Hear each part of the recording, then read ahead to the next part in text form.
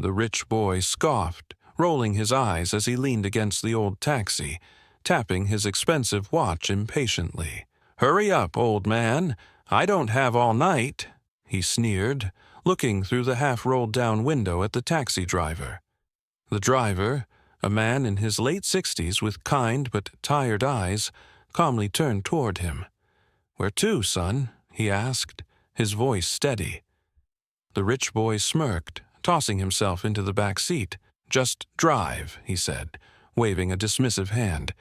"And try not to make this car fall apart before we get there." His friends outside burst into laughter. The old man didn't react. He simply started the engine, the faint hum filling the night. The rich boy leaned back, checking his phone. But what he didn't know, this wouldn't be just another taxi ride. This would be a lesson, one that would leave him completely speechless. What would you do if you saw someone treating another person like this? Let us know in the comments. By the end of this story, his entire world will turn upside down. The old taxi rumbled through the streets, its engine humming steadily as it pulled away from the bright neon lights of the nightclub. Inside, the rich boy lounged in the back seat, one arm lazily draped over the seat, while his other hand scrolled mindlessly through his phone. He barely acknowledged the man behind the wheel, his nose wrinkling as he took in the worn-out seats and the faint scent of old leather mixed with gasoline. He let out a loud, exaggerated sigh and muttered under his breath, "This car smells like a retirement home." The taxi driver, an older man with deep lines on his face and kind but tired eyes, kept his focus on the road. He had driven thousands of people over the years, some kind, some indifferent, and some, like this young man, completely lost in their own arrogance. The rich boy kicked his feet up against the back of the passenger seat and smirked. "Tell me, old man," he said, his voice dripping with mockery, "how much do you even make in a night? Enough for a meal? Or are you saving up for a real car?" He chuckled at his own joke, expecting some sort of reaction, but the driver didn't flinch, didn't scowl, didn't even glance back. His grip on the wheel remained steady, his face unreadable. The lack of reaction only encouraged the young man to push further. He laughed again, shaking his head. "You know, guys like you waste your whole life working for pennies. You should have done something smarter with your life." For the first time, the driver spoke, his voice calm, steady. "Smarter?" he asked, his tone laced with quiet curiosity. "And what would that be?" The rich boy scoffed and leaned forward slightly. "I don't know. Anything. Business, stocks, investments. Something that doesn't leave you stuck behind a steering wheel in a rust bucket." The driver let out a quiet chuckle. "You think success is measured by the car you drive?" The young man tilted his head, clearly unimpressed. Yeah, obviously." He waved his phone in the air, flashing an image of his latest purchase. A sleek, expensive sports car. "People like me? We don't drive cars like this. We own the ones people dream about. You ever even seen a Rolls-Royce up close?" The taxi driver met his gaze in the rearview mirror, a small, knowing smile playing on his lips. "More than you can imagine, son," he said simply. Something in the man's tone made the rich boy pause for a fraction of a second. But just as quickly, he brushed it off, scoffing. "Yeah, sure," he muttered, turning his attention back to his phone. The car slowed to a stop at a red light, the glow of the traffic signal casting an eerie red reflection onto the taxi's windshield. Without looking up, the rich boy pulled out his wallet, yanked out a few crumpled bills, and casually tossed them onto the front seat. "Here, consider it a donation. Maybe you can buy yourself something nice, like air freshener." The bills fluttered down onto the passenger seat. The taxi driver glanced at them briefly, but made no move to pick them up. Instead, he let out a slow breath, shaking his head as he turned his attention back to the road. "Money doesn't buy class, kid," he said softly. The light turned green, and the taxi moved forward, its tires rolling smoothly over the damp pavement. The rich boy laughed to himself, already crafting another joke to send to his friends about how he was slumming it for the night. But what he didn't know was that in just a few moments, he would regret every word he had just said. The taxi weaved through the streets, its headlights illuminating the wet pavement as the city lights flickered past. Inside, the rich boy leaned back, his fingers lazily scrolling through his phone, occasionally smirking at something on the screen. Every few moments, he'd glance up and shake his head, as if offended by the very existence of the car he was sitting in. "Man, I can't believe I have to ride in this thing," he muttered to himself, then turned his attention to the driver. "Seriously, how do you stand driving this pile of junk every day? Do you even make enough to fix it when it breaks down?" He let out a chuckle, shaking his head as he adjusted his designer watch. The driver remained quiet, his hands steady on the wheel, his expression unchanged. Annoyed by the silence, the young man scoffed. "Come on, old man, tell me something. What's the most expensive thing you own? A TV from the 90s? Or maybe that shirt you're wearing?" He laughed at his own joke, tapping his fingers against his phone as if waiting for some sort of reaction. But the driver simply let out a quiet sigh and kept his focus on the road. The rich boy rolled his eyes. "You must hate guys like me, huh? Rolling around in sports cars, living the good life, while you're stuck in this dump." He gestured around the car, his tone dripping with amusement. "You know, people like you, guys who work until they can barely stand up anymore, you'll never know what it's like to have real money, to not have to worry about every little thing. It must suck." The driver finally glanced at him through the rearview mirror, his expression unreadable. "Real money?" he repeated, as if testing the words. "Yeah," the young man said, his confidence growing. "You see, I've been rich my whole life. Never had to struggle. Never had to count pennies or live paycheck to paycheck. And let me tell you something. There's a reason for that. People like me, we know how to win. We know how to be successful. People like you, you're just stuck." For the first time since the ride began, the driver let out a soft chuckle. It wasn't mocking or bitter. It was the kind of laugh someone gives when they know something the other person doesn't. The rich boy frowned. "What's so funny?" The driver shook his head. "Nothing, son. Just thinking about how different people define success." The young man smirked.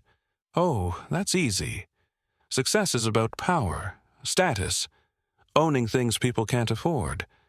I mean, just look at me. I bet I make more in a week than you do in a year." The driver simply nodded. "Could be," he said calmly. "But let me ask you something, son. What's the most valuable thing you own?" The rich boy blinked, confused by the question. My car, obviously. It's a custom-made sports car, limited edition. Costs more than most houses." The driver nodded again. "And if you lost it tomorrow," the young man scoffed, "I'd buy another one." "And if you lost everything? The money, the cars, the lifestyle?" The rich boy let out a short laugh. "That's never gonna happen. People like me, we always land on our feet." The driver said nothing, just kept his eyes on the road, a faint smile playing at the corner of his lips. Moments later, the taxi pulled up to a large estate, a towering mansion surrounded by luxury cars neatly parked in a private garage. The rich boy sat up, stretching before reaching into his pocket. He pulled out a few bills and tossed them onto the front seat, barely sparing the driver a glance. "Keep the change," he said smugly. "Buy yourself something nice. Maybe a car that doesn't sound like it's dying. He pushed the door open and stepped out, laughing under his breath. But just as he was about to walk toward the entrance, he froze. His eyes locked onto something at the far end of the driveway. A car. No, a row of cars.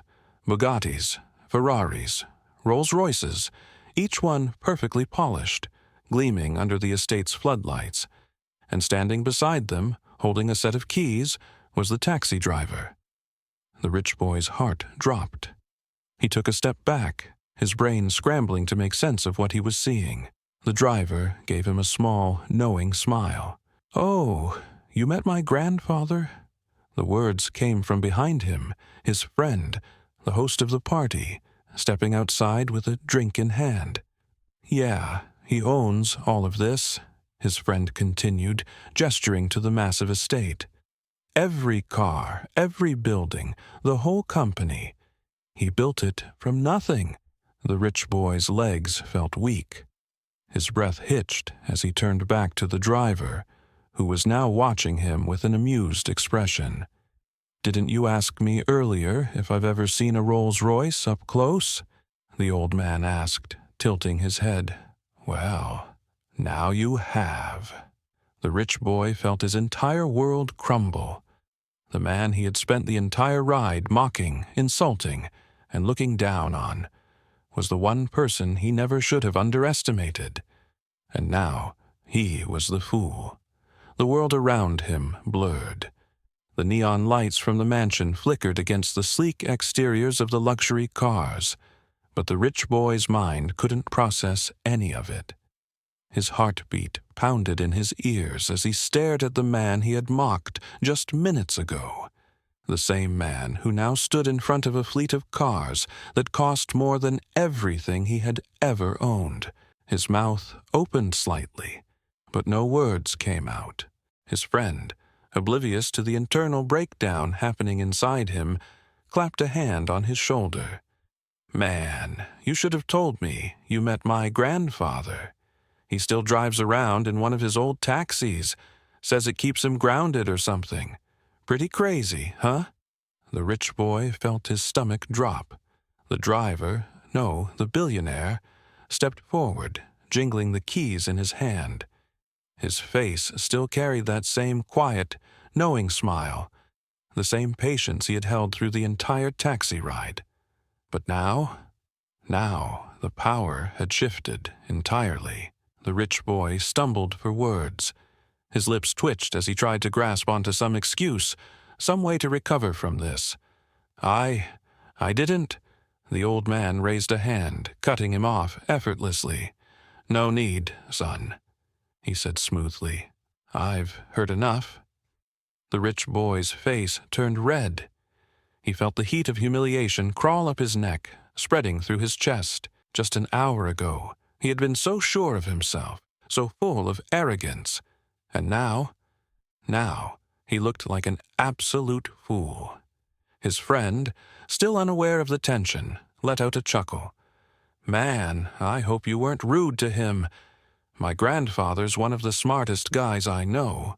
Built everything from scratch, worked his way up, owns half the businesses in the city. He doesn't care about money. He just loves driving. It reminds him of where he started." The rich boy felt like he was going to be sick. His throat tightened. His hands shook slightly. The old man nodded. "Your friend here is right," he said, his voice calm, but laced with a sharp undertone of wisdom. "Success isn't about what you wear, what you drive, or how much you spend at nightclubs. It's about character. It's about respect. And you, my boy, seem to have a lot to learn." The rich boy wanted to disappear. People from inside the house had started to gather at the entrance, curious about what was happening outside. A few were whispering. Some of his friends were watching with raised eyebrows, clearly picking up on the power shift in the conversation. His arrogance had shattered. The confidence that dripped from his every move was gone. He had spent the entire ride talking down to a man who owned more than he could ever dream of. He had mocked him, belittled him, acted like he was above him. And now, he was the one looking up. The old man took a step closer, lowering his voice. "You should be careful how you treat people, son. The world has a funny way of humbling those who think too highly of themselves." The rich boy swallowed hard. His hands clenched at his sides, his heart still hammering inside his chest. For the first time in his life, he had nothing to say. The silence between them stretched, thick with the weight of everything that had just unfolded. Then, with a final nod, the old man tossed his keys in the air, catching them effortlessly. "Enjoy the party," he said, turning away. "I have places to be." And with that, he walked toward one of the luxury cars, a sleek, black Rolls-Royce, and slid into the driver's seat. The engine purred to life, smooth and powerful, before the car glided effortlessly down the driveway and disappeared into the city. The rich boy stood there, frozen. His friend gave him a confused look. "Dude, are you okay?" But he didn't answer, because in that moment, everything had changed. And he knew, deep in his gut, that he would never forget this night. The world around him felt unreal.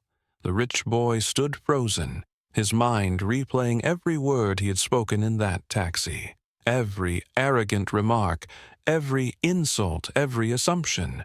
His heart pounded in his chest, the humiliation settling in like a weight he couldn't shake. He had mocked the man for driving an old car, a man who could afford more luxury than he could even dream of. He had thrown money at him, assuming he needed it. A man who owned multiple estates, businesses, and a garage filled with supercars. He had belittled his life, his work, his choices, without knowing a single thing about him. And now, he had to live with the shame of knowing he had disrespected someone who was everything he wished he could be. His friend nudged him, snapping him back to reality. "Dude, you good?" The rich boy finally exhaled, his hands still shaking slightly. His throat was dry, his mouth unable to form words. What was he supposed to say? That he had just been completely humbled in the span of a few minutes? That his entire view on success, wealth, and respect had just been shattered? His friend chuckled, unaware of the turmoil raging inside him.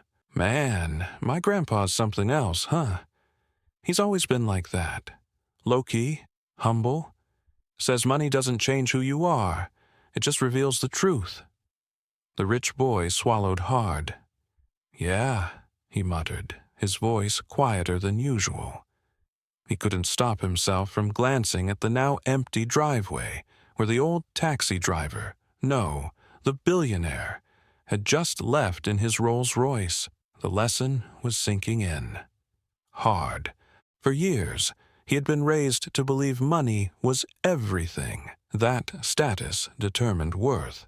That people who didn't flaunt their success weren't successful at all. But tonight had proven how wrong he was. Success wasn't about showing off. It wasn't about expensive watches or flashy cars. It was about respect, dignity, humility, and the old man, he had it all. His friend's voice snapped him out of his thoughts again. "Come on, man, let's go inside. You look like you've seen a ghost." The rich boy hesitated, taking one last look at the empty driveway. He had started this night laughing. Now he was walking away forever changed. The rich boy followed his friend inside the mansion, but his mind was elsewhere. The laughter, the music, the clinking of champagne glasses, it all felt distant, like white noise fading into the background. His thoughts were still locked on the old taxi driver, the billionaire, the man he had so carelessly insulted. He sat down in one of the plush leather chairs in the lounge, running a hand through his hair. His confidence, once unshakable, now felt like an illusion. Everything he had believed about success, about power, about wealth, it had all been shattered in a single night. For years, he had thought that being rich meant having more, flaunting more, proving to the world that you were better than the rest. But the billionaire, a man who owned everything he could only dream of, chose to remain humble, unseen, respected. He thought back to how he had laughed in the taxi, mocking the car, throwing money at the driver like it meant nothing. His stomach twisted at the memory. How many other people had he looked down on? How many times had he treated someone as if they were beneath him, simply because they didn't dress like him, talk like him, or own the things he did? And the worst part, he had been proud of it. He clenched his fists, his breath shallow. He had spent his whole life believing he was better than people like the taxi driver. But in reality, the taxi driver was better than him. His friend sat beside him sipping a drink. "Dude, what's up with you?" he asked, noticing the shift in his mood. The rich boy hesitated before speaking. "Your grandfather." He trailed off, his voice quieter than before. His friend grinned. "Crazy, right? People always assume he's just some old guy driving a cab. But man, he built everything from nothing. My dad always says he started with one small garage and turned it into a whole empire. And you know what's wild? He doesn't care about money at all. He just likes driving." The rich boy exhaled slowly. "He told me something in the car." His friend raised a brow. "Oh, yeah? What?" The rich boy leaned forward, resting his elbows on his knees. "That money doesn't buy class." His friend chuckled. "Yeah, he says that all the time. It's true, though. I've seen rich people with no manners, no respect, no humility, and I've seen regular people who are more successful in life than any billionaire, just because they know how to treat others right." The words hit him harder than expected. His friend had no idea what had just happened to him, but every sentence felt like another reminder of his mistake. His entire life, he had been taught to measure people by what they owned. But tonight had shown him that true wealth wasn't about cars, watches, or designer suits. It was about character, about humility, about treating people with respect no matter who they were. He had been taught that money was power, but power meant nothing if you had no integrity. The realization wasn't just humbling, it was life-changing. His friend nudged him playfully. "Man, you look like you just had a whole spiritual awakening." The rich boy let out a soft chuckle, shaking his head. "Something like that." He glanced toward the window, looking out at the driveway where the billionaire's Rolls-Royce had disappeared into the night. And for the first time in his life, he wished he had been the one driving the taxi, because the man who sat behind that wheel, in that old, worn-out cab, that man was the richest person in the world. And tonight, he had just given him the most valuable lesson of his life. As the night faded, one truth remained. Wealth isn't about the money in your bank account, but the character in your heart. The rich boy had spent his life believing that success meant having more, showing off, and looking down on those who had less. But tonight, he learned that true wealth comes from humility, respect, and the way you treat others. What would you have done if you were in the taxi driver's position? Would you have put the rich boy in his place, or taught him a lesson like this? Tell us in the comments. If you believe that respect matters more than money, hit that like button and share this video. Because the world needs more reminders that humility is priceless. And don't forget to subscribe for more powerful stories like this. See you in the next video, where one decision changes everything.